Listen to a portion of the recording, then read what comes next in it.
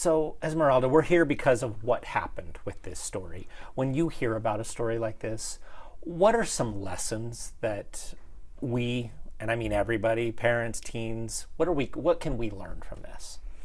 I think one of the main things that we can learn is the importance of have a good communication.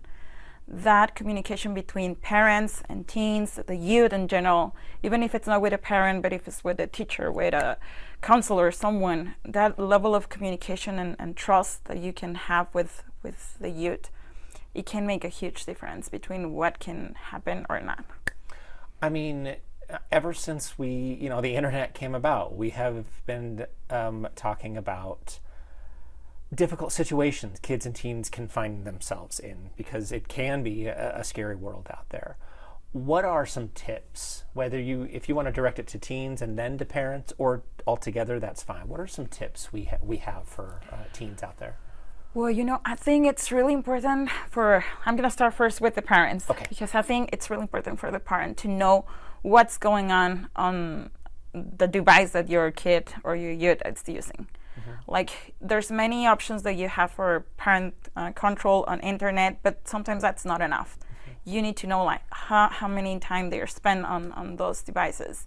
You need to know like what are the things that they are looking for, what even not only for just be over them, but to just, as again mentioned before, to have that level of communication and trust, right? If I know what's going on, if they have the confidence to tell me, I'm mom or dad, I like these, or I like to see these things, then you get to know better him or her, right?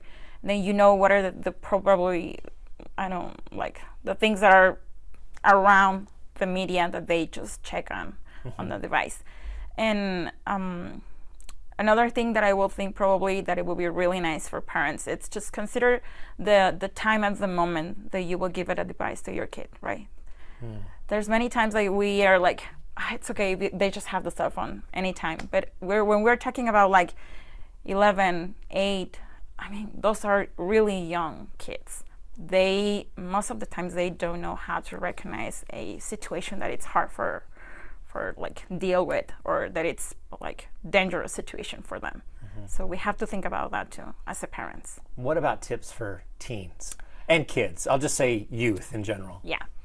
And with that, I always think, I have 4 kids, so I know how it is when you want to tell them, stop to just look at that, and then you don't know if they're really going to do it or not.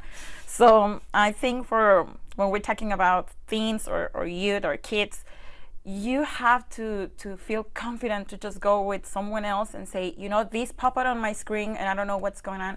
And if you don't feel comfortable maybe with your dad, do it with your older brother, do it with somebody, talk with somebody and say, I feel that this was not, like, I don't know this person, or I just met this person. The importance of communicate with someone else, what's going on, what are you looking at the screen? If you keep it for yourself, if you don't communicate with others, then you put yourself in more danger. It's okay to communicate. It's okay to tell your dad or mom or brother or sister, this is what I'm just looking at. You must feel comfortable to just say what's going on your screen. Don't feel embarrassed. Don't feel bad about what you're talking with other person. Don't feel those feelings of shame or feel embarrassed or worry. Those are the feels that it's not going to help you if you're in a dangerous situation. Is there an issue with youth, whatever age, in trusting people they don't know? Do some youth, they think they can trust people? I don't know. Maybe they just don't understand that there are people out there who may not have good intentions. Yeah, I think that's a really good point, because if you as a parent don't talk with your kids about these kind of people, they don't even have a vision about how hard it will be for them when they find someone that it's like, I'm going to be your new friend and we can start sharing information from each other. If you don't talk with in advance with your kids about these kind of people, you are not helping them to feel protected, to know, to just kind of understand that these people, it's outside. You have to talk about this before that you have them with any device at any moment. And I think these conversations happen this quickly. It will be a couple minutes. I want to ask you about that line that parents have to toe. It's, you want to enforce rules, you want to show your kids the right things to do. If they find themselves in a situation that maybe doesn't meet your approval, you also want them to trust you enough to call you for help too, to trust you in return and not feel like, oh, I can't call because I'm going to get in trouble.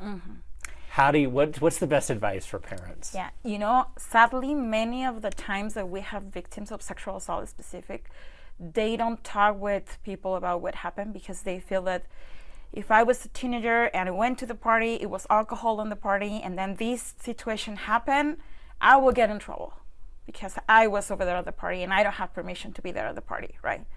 It happens in any of those environments. It's the same situation. The way that you react, the way that you talk to them with small things, it will make a difference on the big ones.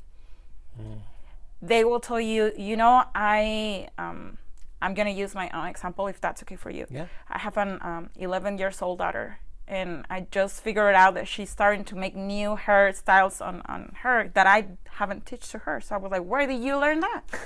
She told me that she just decided to open a Pinterest account. And then I was like, what? How do you do that? And then she was like, oh, grandma told me how to do it on the computer. If I were react like, you didn't ask me for that permission, and I acting like mad with her, I will lose that trust and future, right? So what I told her is like, let me see what are the preferences that you have on Pinterest. Let me see what are the things that you're marking on Pinterest. You will have this amount of time to be on Pinterest while I'm over here and I know what you're doing. And then I told her, you didn't do anything wrong.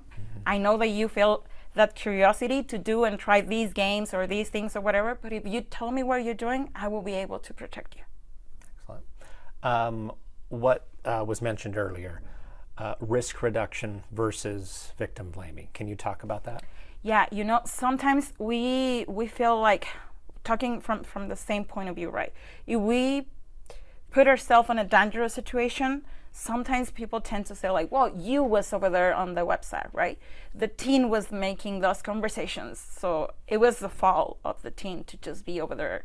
Even if I already as a parent told my daughter to not do or my son to don't do that and they didn't, right? And we tend to blame the victim about what just happened. But we have to understand that we can protect ourselves for sure, but there's many times that this is not about the victim, it's about the perpetrator. We have these crazy people outside. We have people that it's willing to do really bad things. And many times, even if you try to just protect yourself, you are not, there's not exceptions. It can happen to anyone. And you have to be prepared that it can happen to even on the best family, on the best situation. That's the way that we should see it. That it's not the victim's fault. It's always the perpetrator's fault. And in the case of a child, it's an adult preying on a child too. And that's a power imbalance too, right there. Yeah. When you hear stories like this, what's the one message or two messages, whatever you want to choose, what's the one thing you want to get across to kids and parents out there?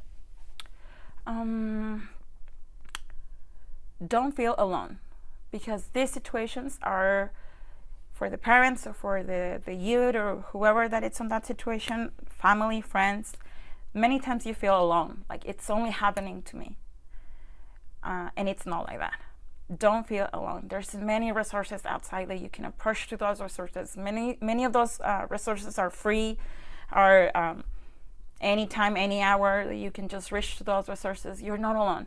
There's many people that are dealing with these situations, sadly. So don't feel that you have to just put yourself on a corner and just deal with that alone, because that's not the case. Don't do it. I did want to ask you finally, just the one detail about this specific case, where this child reached out to their parent and potentially saved themselves. Brave of a child to do that. Brave. I mean, that's just talk about a child having the wherewithal to, okay, I'm in this situation and I'm doing what I can to get out of it.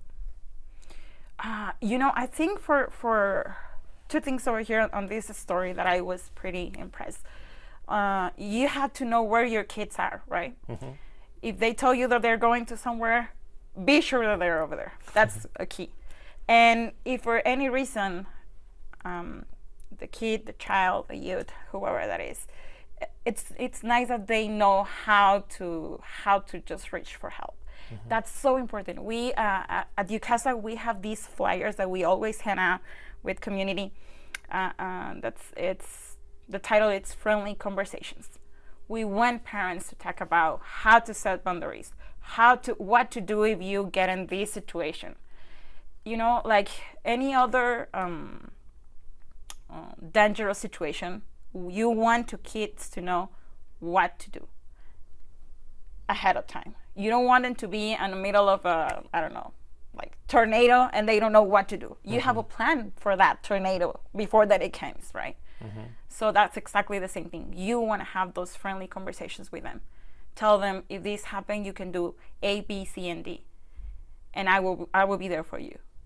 If I'm not available, we have the plan B, we have the plan C. Someone can go and help you, so they feel comfortable to just reach to those plans that you already talked with them before. Excellent. Esmeralda, that's all I had for you. Is there anything else you wanted to say, or anything I didn't talk about? No, I will love, if you let me to just say it, I would love to mention the UCASA. We have on our website, ucasa.org, many community resources across Utah, so they can go and check on those resources at any time.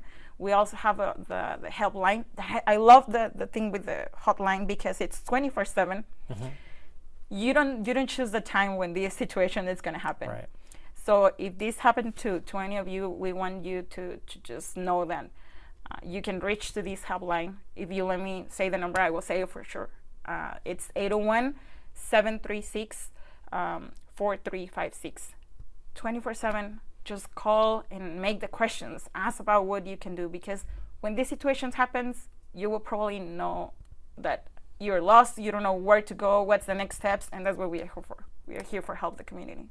We'll be sure to put that, on the screen and on our website, so people know where to go. Yeah, we are the first coalition here that we have the service for the hotline on Spanish.